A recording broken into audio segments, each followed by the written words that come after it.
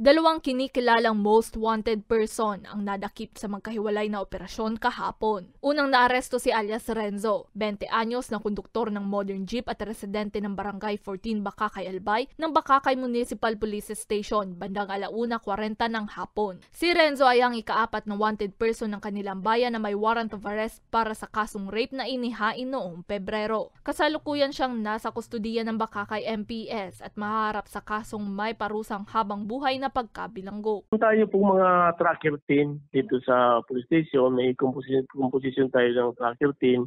May kanya-kanya po silang subject na minomonitor po. In case na may mga ganyan na case, may monitoring naman ang tracker team namin, kaya nahuli naman kaagad natin yung mga ganyang personality.